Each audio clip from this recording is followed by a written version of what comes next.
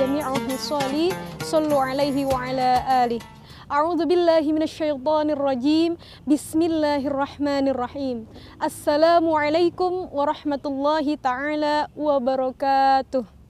Alhamdulillah, alhamdulillahi haqqa hamdi wa syukru lillahi haqqa syukri, summa sholatu afdalus salamu ala ashrafi khalqi wa ala alihi wa sahbihi ajma'in. Amma ba'du. Rabbi shrah li sadri wa yassir li amri wahlul 'uqdatam min lisani yafqahu qawli. Kaum muslimin wal muslimat rahimakumullah. Yang paling pertama yaitu segala sesuatunya harus dilandasi dengan ilmu. Maka di dalam kaidah Zubat atau kitab Az-Zubat dijelaskan, wa kullu man bighairi ilmin ya'malu a'maluhu mardudatun la tuqbalu. Bahwasanya banyak orang yang beribadah apapun itu ibadahnya namun tidak disertai dengan ilmu. Kita sholat 5 waktu, jika kita tidak ada ilmu, maka apalah arti sholat kita? Yang pertama, ilmu yang harus kita landasi adalah ilmu sabar. Jadi sabar itu harus dimiliki dengan ilmu. Sabar mudah untuk diucapkan? Sangat mudah. Sebagai contoh, Allah sedang menguji saudara kita atau tetangga kita yang sedang terkena virus corona. Kemudian apa yang bisa kita ucapkan? Sabar ya, tabah ya, tawakal saja sama Allah, nanti juga sembuh. Mudah tidak? Gampang sekali. Akan tetapi sabar pada hakikatnya adalah laisa fil qaul, bukan di dalam lisan, melainkan fil qalb. Mahalluha fil qalb, yaitu ada di dalam hati. Jadi makna sabar itu ketika diucapkan sangatlah mudah. Tetapi mempraktikkan sabarnya itu yang sangat sulit. Sabar terbagi atas 2 bagian.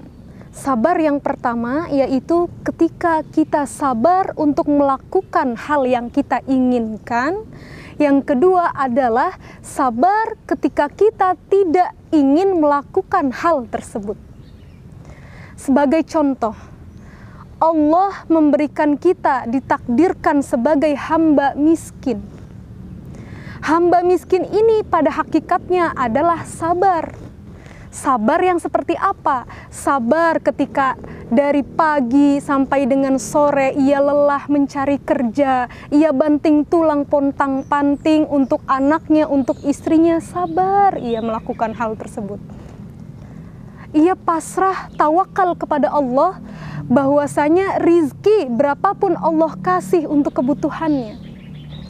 Kemudian malamnya hamba miskin itu bertahajud kepada Allah, mengambil air wudhu.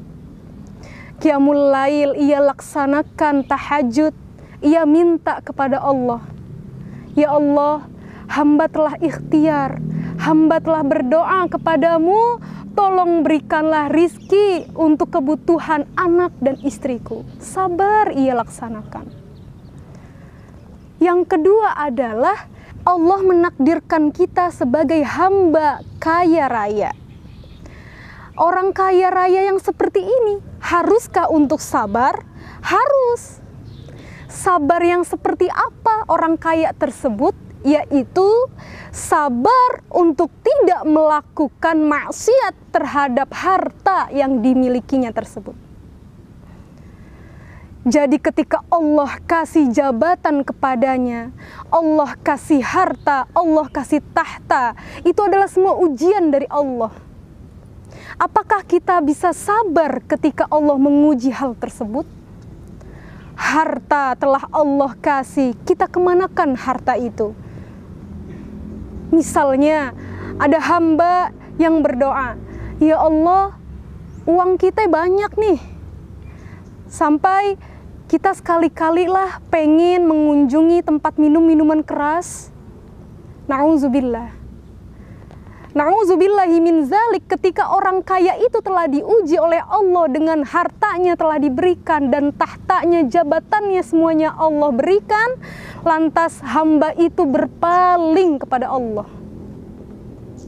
Nah, hakikat di sini, hakikat sabar ketika Allah takdirkan menjadi orang kaya itu yang paling sulit untuk kita implementasikan. Kemudian kata Allah, "Idza asabathum musibah qalu inna lillahi wa inna ilaihi raji'un." Makanya kata Allah, harta, jabatan, tahta, semuanya adalah ujian dari Allah.